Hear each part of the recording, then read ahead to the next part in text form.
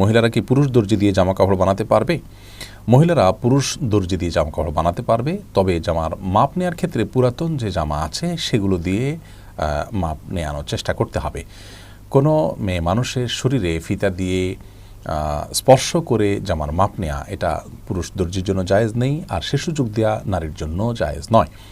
ইসলাম আমাদেরকে যে সুমহান জীবন বিধান দিয়েছেন, এর মাধ্যমে আমাদেরকে আত্মসম্মান বোধ সম্পন্ন সম্ভ্রান্ত মানুষে পরিণত করতে চায় ইসলাম। এজন্য যে কোনো কাজ অন্য 10 জন নারী পুরুষ করতে পারলেও সেই কাজটি যদি আমাদের আত্মসম্মান বোধে বাধে, তাহলে একজন মুসলমান হিসাবে আমরা সেই কাজটি করতে পারি না। আপনার সামনে দুটি পথ স্পষ্ট খোলা। একটি হলো যে আপনার জামাটা পরিপূর্ণ পারফেক্ট হবে, কিন্তু আপনার দিনদারি এবং তাকওয়াতে ত্রুটি আপনার দেখা দিবে।